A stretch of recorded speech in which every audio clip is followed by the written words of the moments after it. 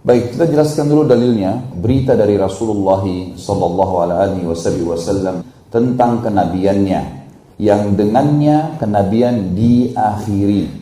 Sebagaimana disabdakan oleh beliau sallallahu alaihi wasallam, "Anan nabiyyu la kadzib, ana ibnu Abdul Muttalib." Aku adalah nabi, tidak ada dusta di situ, dan aku adalah cucunya Abdul Muttalib. Hadis ini riwayat Bukhari Muslim. Itu hadis ini punya makna teman-teman sekalian ya. Pada saat terjadi peperangan dan banyak orang mulai berlarian, kaum muslimin meninggalkan kancah peperangan, maka Nabi SAW mengucapkan kalimat ini, "Anan nabiyyu la kadzib, ana ibnu Abdul Muttalib." Saya benar-benar nabi, seakan-akan mengatakan kepada muslimin yang lari dari kancah peperangan, saya benar-benar nabi, tidak ada kebohongan di situ. Tidak usah kalian ragu, janji Allah benar, pasti menang. Dan perkataan ana ibnu Abdul Muttalib, saya keturunan Abdul Muttalib, karena keturunan ini disebutkan dalam Taurat dan Injil tentang masalah siapa kakeknya, siapa ayahnya, kemudian dia lahir di mana, umur berapa pada saat ayahnya meninggal waktu dia 6 bulan di perut ibunya. Seperti yang masyhur dalam kisah Bahirah, salah satu pendeta Nasrani yang berada di negeri Syam. Pada saat Nabi SAW umur 12 tahun, Abu Talib pamannya waktu Abdul Muttalib sudah meninggal. Tentu Nabi SAW meninggal ayahnya pada saat beliau 6 bulan di perut ibunya. Kemudian Nabi SAW sampai umur 6 tahun. Kemudian ibunya meninggal, lalu kakeknya Abdul Muttalib. Nabi SAW dari umur 6 tahun sampai 8 tahun, 2 tahun. Dan pada saat itu Abdul Muttalib menjadi Raja Mekah. Kemudian setelah itu pamannya Abu Talib sampai masa kenabian, sampai meninggalnya Abu Talib. Tentu di sini teman-teman sekalian, waktu Abu Talib menaungi Nabi SAW dari umur 8 tahun sampai Nabi SAW dinobatkan menjadi Nabi, cukup lama. Pada saat Nabi SAW umur 12 tahun, sempat Abu Talib ingin keluar ke negeri Syam berdagang dengan beberapa teman-temannya. Lalu kemudian ikutlah Nabi SAW. Dalam buku-buku sirah disebutkan, Nabi SAW bergelantungan di bajunya Abu Talib, menangis, tidak mau kecuali di bawah. Dan ini bukan tradisi Nabi SAW. Biasanya Nabi tidak pernah begini. Sampai istri Abu Talib pun heran. Biasanya Nabi SAW sangat dewasa. Sampai Abu Talib punya anak banyak. Kalau istri Abu Talib sedang menyiapkan makan, maka anak-anaknya berebut makanan. Dan Nabi SAW tidak ikut berebut. Kalau ada sisa, beliau makan. Kalau nggak ada ya sudah, beliau diam. Maka Abu Talib sama istrinya selalu menyiapkan makanan khusus untuk Nabi SAW.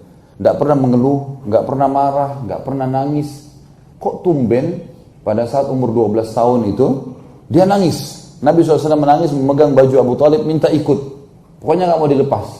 Sampai akhirnya Abu Talib dan istrinya sepakat kalau gitu kita bawa saja. Dan waktu itu tidak pernah anak di bawah 15 tahun dibawa safar. Nabi SAW masih 12 tahun, dibawalah pergi ke sana. Ada hikmah ternyata, subhanallah. Pada masa itu teman-teman sekalian, semua pendeta Nasrani sedang menunggu-nunggu masa keluarnya Nabi terakhir. Salah satu pimpinan pendeta yang sangat masyhur namanya Bahirah. Dan sampai sekarang masih ada puing-puing gerejanya di negeri Syam. Dikenal dengan gereja Bahirah. Bahirah ini, dia selalu memperhatikan dari jendela gerejanya, kafilah-kafilah dari negeri Arab kalau lewat. Karena dia tahu dari Jazirah Arab itu Nabi terakhir. Kemudian ditunggulah kafilah-kafilah itu lewat. Sebagaimana juga saya jelaskan kalau tidak salah pertemuan yang lalu, nama Nabi Muhammad SAW, Muhammad sendiri itu dari kitab Taurat dan Injil. Dan Abdul Muttalib mendapatkan dari seorang pendeta Nasrani juga.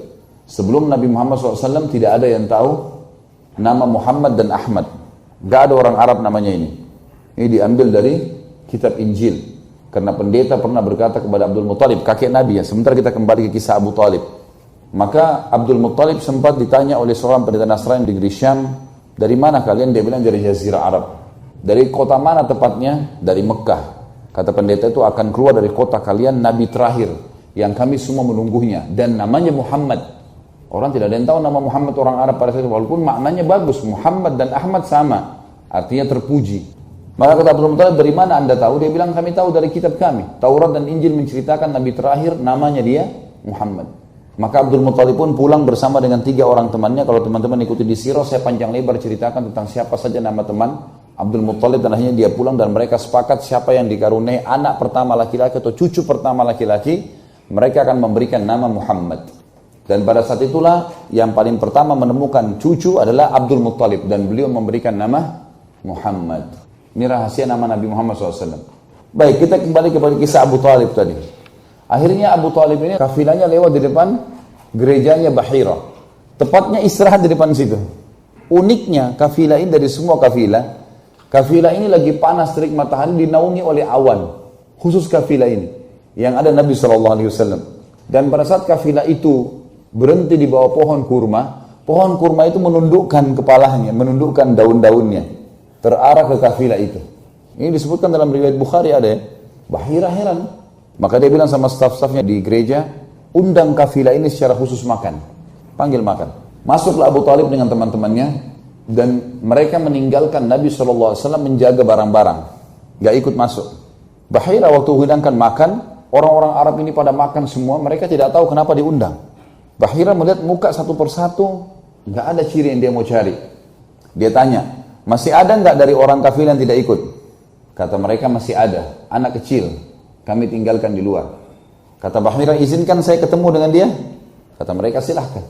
Pergilah Bahira bertemu dengan Nabi SAW. Lalu dipanggil Nabi SAW masuk ke dalam.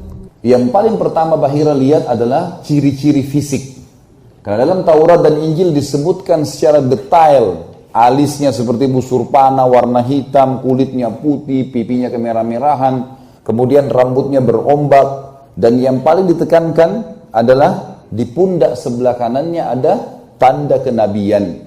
Itu seperti gumpalan daging berwarna merah, semua nabi punya ini, Di pundak sebelah kanan ada tanda seperti daging yang menggumpal lalu dikelilingi dengan bulu yang lebat. Tapi ini hanya untuk nabi. Yang ada yang ngaku lagi di sini. Kita ini spesialis mengaku. Maka Bahira bertanya kepada Nabi SAW di umur 12 tahun. Pertanyaan pertama yang dilemparkan kepada Nabi SAW, dan ini paling gampang untuk memancing orang ini penyembah berhala atau tidak. Orang-orang Mekah sangat menghormati dua patung besar, namanya Lat dan Uzza. Ini patung besar sekali. Sampai kalau ada orang berdiri di bawahnya patung itu, dia cuma terlihat 1/10 dari patung itu. Jadi besar sekali. Dan setiap orang-orang Quraisy kalau bersumpah atas nama Lat dan Uzza takut kualat. Pasti jujur. Begitu keyakinan mereka. Jadi kalau orang Quraisy zaman itu ditanya, saya tanya kamu atas nama Lat dan Uzza, pasti dia jujur. Ketakutan kualat. Maka Bahira bertanya kepada Nabi SAW, hai anak kecil, saya bertanya kepada kamu atas nama Lat dan Uzza, jujurlah. Saya mau bertanya. Jawaban Nabi SAW, jangan kau sebutkan dua nama berhala itu. Karena saya tidak menyukai keduanya. Belum pernah ada orang Quraisy begini nih. Bukan cuma sekedar menolak, tapi memastikan berhala dan membencinya. Bahira heran. Lalu kemudian Bahira mengatakan, hai anak kecil, apa kau izinkan saya melihat pundakmu? Karena Nabi SAW silahkan. Dibuka pundaknya ditemukan tanda kenabian, namanya alamat nubuwah. Begitu melihat, Bahira langsung mencium tanda kenabian Nabi SAW. Kemudian memeluknya sambil mengatakan, kaulah orangnya. Ini riwayat sahih. Lalu Bahira membawa Nabi SAW masuk ke dalam.